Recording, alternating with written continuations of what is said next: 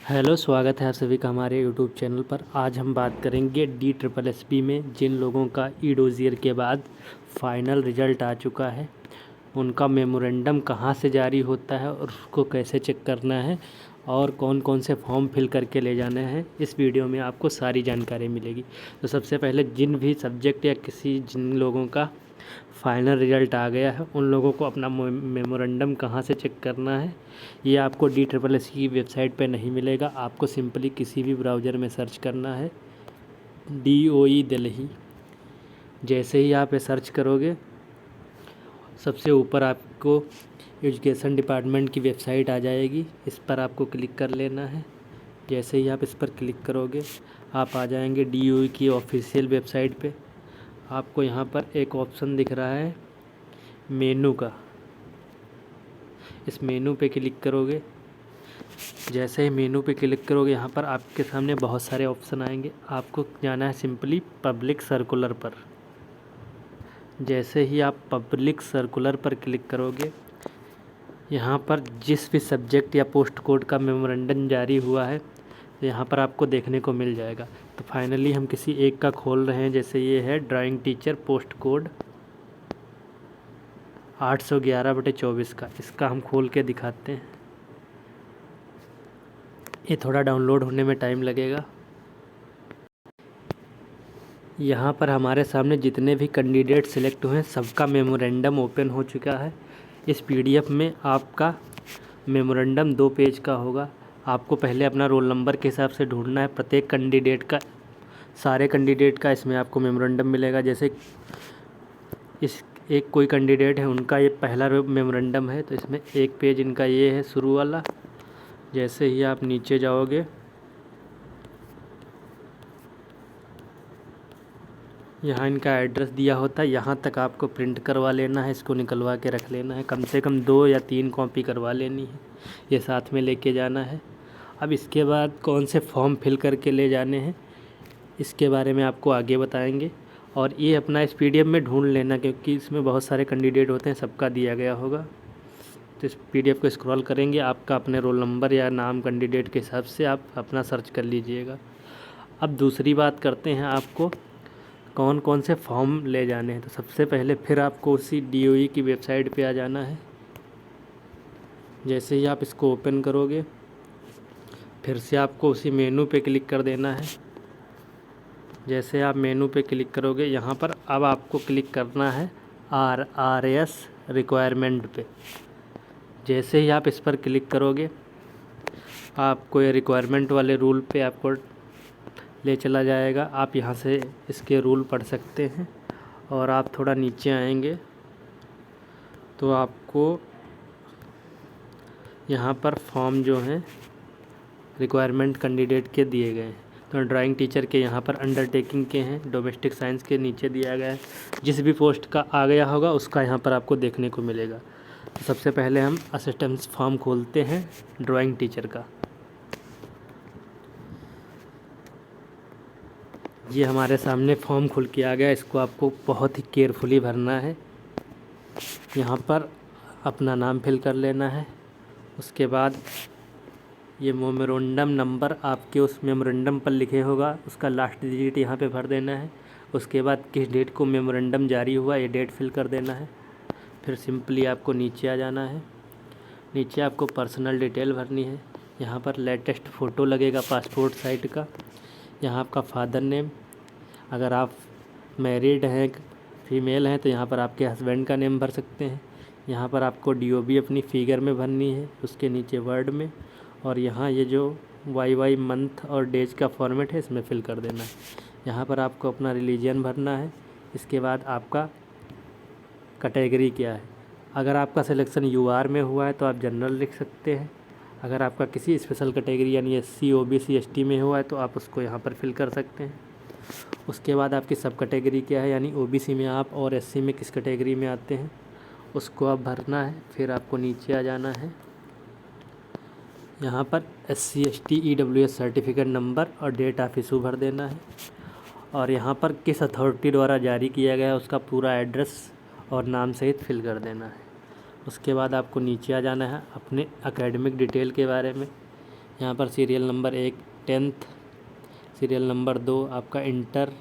उसके बाद आप अपना BA BSc जो भी किए हों, B.Ed C.Ted, सारी डिटेल आपको यहाँ भरना है। यहाँ पर बोर्ड नेम, यूनिवर्सिटी नेम, यहाँ पर आपका इंस्टीट्यूट नेम भर सकते हो, यहाँ पर गवर्नमेंट है या प्राइवेट, यहाँ पर पासिंग ईयर, यहाँ पर परसेंटेज, यहाँ पर कितने साल का कोर्स था और आपने रेगुलर मोड से किया या डिस्टेंस मोड से, ये भी सारी डिटेल आप फिल कर सकते हो। जो भी आपने फॉर्म में लगाया हो उतनी ही डिटेल फिल कर देना, बाकी एक्स्ट्रा डिटेल फिल करने की ज़रूरत नहीं है। इसके बाद आप कहीं से अगर प्रवासी हैं, माइग्रेट पर्सन है, तो आप उसकी डिटेल यहाँ पर भर सकते हैं, अन्यथा इसको खाली छोड़ सकते हैं।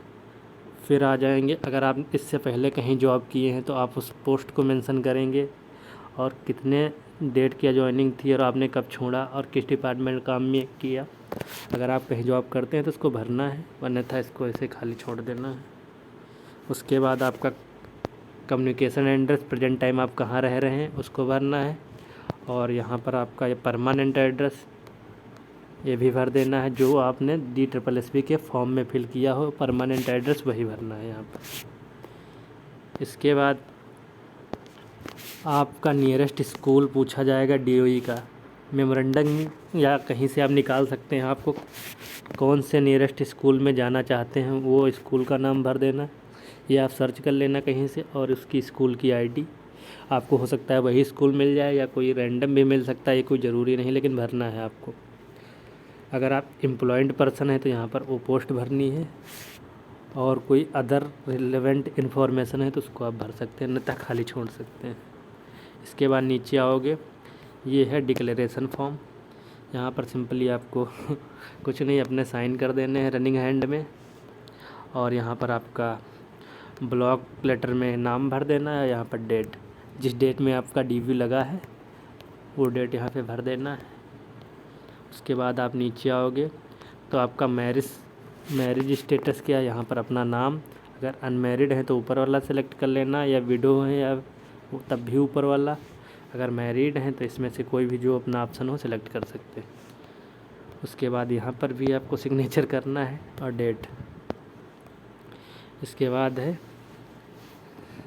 Oath allegiance for Indian national, अगर आपके में ये ज़रूरत है तो आप भर सकते हैं, अन्यथा खाली छोड़ सकते हैं। फिर यहाँ पर अंडरटेकिंग करना है, यहाँ पर आपका अपना नाम, फादर का नाम या हस्बैंड का नाम, या जो भी हो आपका हस्बैंड या जो भी हो आपके संरक्षक, और यहाँ पर आपके सिग्नेचर, नेम, रोल नंबर, नाम जो है ब्लॉक लेटर में लिखना है। उसके बाद और नीचे आएंगे तो यहाँ पर अंडरटेकिंग एक और फॉर्म आ जाएगा, यहाँ पर आपको सिंपली नाम लिखना है, यहाँ पर पिता का नाम या हस्बैंड का नाम, यहाँ पर आपका एड्रेस। उसके बाद आपको नीचे आ जाना है, नीचे आपको यहाँ पर सिग्नेचर, आपका नाम कैपिटल लेटर में, और यहाँ पर प्लेस। अब है OBC कैंडिडेट हैं तो आपको ये फॉर्म फिल करना है सिंपली, ये कैटेगरी वाइज के लिए है। यहाँ पर अपना नाम, पिता का नाम, आपका एड्रेस, और यहाँ पर signature, name, roll number, place, date, same ऐसे ही रहेगा। अगर आप EWS वाले हैं तो सेम इसको भर लेना है अपने हिसाब से। अगर आप SC ST के हैं तो इन्हीं 2 पोस्ट के लिए ये दिया गया है, शायद SC ST के लिए नहीं होगा ज़रूरी तभी। अब मेन आता है सेल्फ डिक्लेरेशन फॉर्म, इसमें आपको हैंड राइटिंग में भरना है। जो ये ऊपर का लिखा है ये वाला, यहाँ से लेकर यहाँ तक, इसको आपको यहाँ पर भरना है। जैसे मैं बता रहा हूँ, यहाँ पर भरना है I, और उसके बाद नेम ऑफ कैंडिडेट, अपना नाम भरिए, फिर आप ये सन ऑफ, डॉटर, पिता का नाम, बाकी पूरा सेम टू सेम यही कॉपी कर देना है। बाकी नाम और पिता का नाम इसमें अपना भरना है, बाकी सेम ही रखना है। उसके बाद यहाँ पर आप सिग्नेचर कर दीजिए। उसके बाद आप यहाँ पर राइट थंब, लेफ़्ट थंब लगा दीजिए।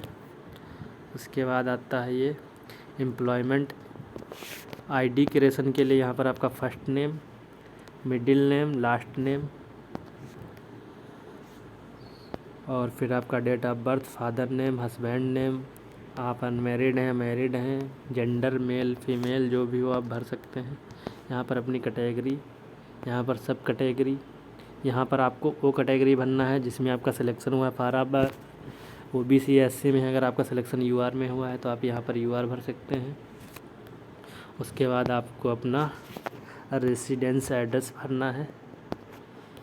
इसके बाद फिर वही नेम, जो नियरेस्ट स्कूल आप लेना चाहते हैं उसका, और उसका एड्रेस और कितनी दूरी है और उसकी ID क्या है, ये भर देना है। ये DOE की वेबसाइट पर अवेलेबल है, इसको आप चेक कर सकते हैं। और यहाँ पर अपना मोबाइल नंबर, ईमेल ID, शायद ये कॉलेज का ही भरा जाएगा वहाँ का एड्रेस, और यहाँ पर आपका सिग्नेचर और यहाँ पर डेट।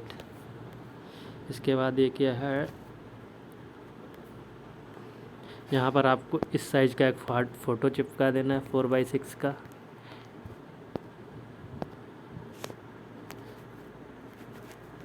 सॉरी, यहाँ पर आपको सिग्नेचर करने हैं क्रॉस में, क्रॉस फ़ोटो चिपका के आपको उस पर क्रॉस सिग्नेचर करना है। इस साइज़ का फ़ोटो होना चाहिए। और यहाँ पर भी नेम, रोल नंबर, डेट, यहाँ पर भी सिग्नेचर। इसके बाद आपका है असिस्टेंस फॉर्म, यहाँ पर 5x7 इस साइज़ का फ़ोटो लगेगा। और इसके बाद आप नीचे आओगे तो यहाँ पर आपका नेम, यहाँ पर आपका फुल एड्रेस, यहाँ आपका होम एड्रेस।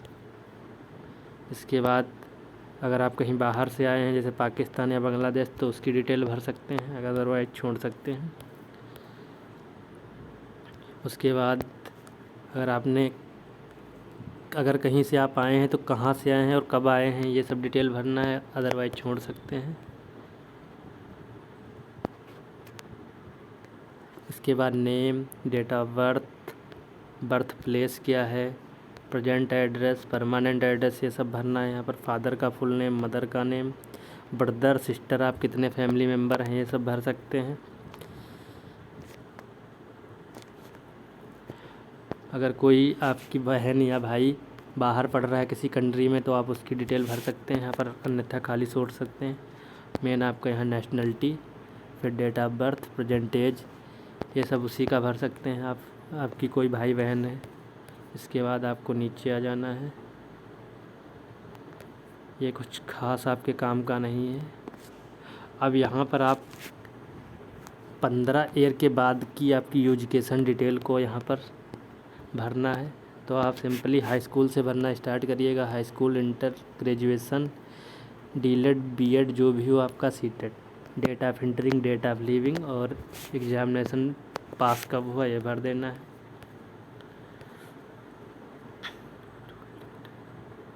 अगर आप कहीं जॉब करते हैं तो जॉब की डिटेल यहाँ पर फिर से भरनी है। इसके बाद आप